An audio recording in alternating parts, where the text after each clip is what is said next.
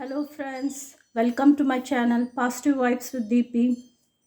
இன்னைக்கு உங்களுக்கு என்ன காட்ட போறேன்னா மீன் குழம்பு தான் फ्रेंड्स காட்ட போறேன். இதுக்கு ஃபர்ஸ்ட் மீன் குழம்புன்றனால எண்ணெய் கொஞ்சம் நிறைய ஊத்திக்கோங்க. யூசுவலா நீங்க 2-3 ஸ்பூன் ஊத்துவீங்கன்னா இல்ல 4-5 ஸ்பூன் ஊத்திக்கோங்க. ஏன்னா மீன் குழம்புக்கு எண்ணெய் தான் ஃபர்ஸ்ட் மெயின் இன்கிரிடியன்ட். இப்போ நான் ஒரு 5 ஸ்பூன் ஊத்திருக்கேன். இதில் வந்து கடுகு போட்டுக்கோங்க. 2 ஸ்பூன் கடுகு, 1 ஸ்பூன் உளுத்தம் பருப்பு போட்டுக்கோங்க. அதுக்கப்புறம் பெருங்காயத்தூள். இதுக்கு தேவையான இன்க்ரீடியன்ஸ் என்னென்னு பார்த்தீங்கன்னா சின்ன வெங்காயம் தான் டேஸ்ட் நல்லாயிருக்கும், அதனால் அது யூஸ் பண்ணிக்கோங்க ஃப்ரெண்ட்ஸ். தக்காளி, ஒரு 10 பல் பூண்டு, பச்சை மிளகாய். இப்போது நம்ம ஃபஸ்ட்டு இதில் ஆனியன் சேர்த்துக்கலாம்.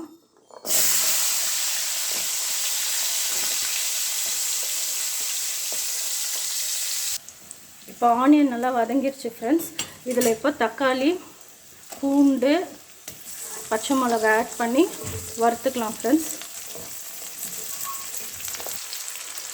இப்போ இது வதங்கிருச்சு. இல்லை நம்ம ஜிஞ்சர் கார்லிக் பேஸ்ட் போட்டுக்கலாம். ஒரு 2-3 ஸ்பூன் ஜிஞ்சர் கார்லிக் பேஸ்ட் போட்டுக்கோங்க. இப்போது நம்ம இதில் வந்து மிளகா பொடி ஒரு 2-2.5 ஸ்பூன் ஆட் பண்ணிக்கலாம் ஃப்ரெண்ட்ஸ். காரத்துக்கு தகுந்த மாதிரி தனியாத்தூள் ஆட் பண்ணிக்கலாம். நான் 1.5 ஸ்பூன் போடுறேன். உங்களுக்கு காரம் இன்னும் கொஞ்சம் கம்மியானா நீங்கள் ஒரு 2 ஸ்பூன் போட்டுக்கோங்க. அதுக்கப்புறம் குழம்பு மிளகாய் தூள் அது ஒரு 1/2 ஸ்பூன் போட்டுக்கோங்க. அதுக்கப்புறமா மஞ்சத்தூள் ஒரு 1/4 டீஸ்பூன் போட்டுக்கோங்க. உப்பு உங்களோட டேஸ்ட்டுக்கு தகுந்த மாதிரி போட்டுக்கோங்க. நான் ஒரு 1.5 ஸ்பூன் போட்டிருக்கேன் ஃப்ரெண்ட்ஸ். பாருங்கள், நல்லா வதங்கி எண்ணெய் அதுலேருந்து திரிஞ்சு வந்துருச்சு. இப்போ இதில் வந்து புளி தண்ணி சேர்த்திக்கலாம்.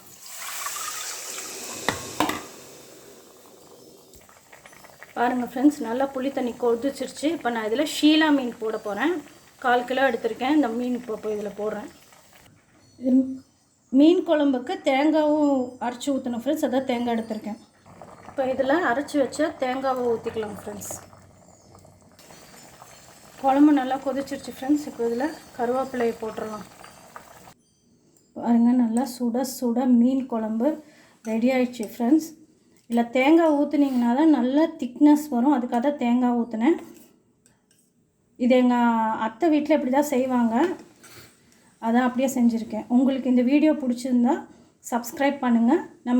நம்ம சேனலை லைக் பண்ணுங்கள், ஷேர் பண்ணுங்கள், கமெண்ட் பண்ணுங்கள். தேங்க்யூ.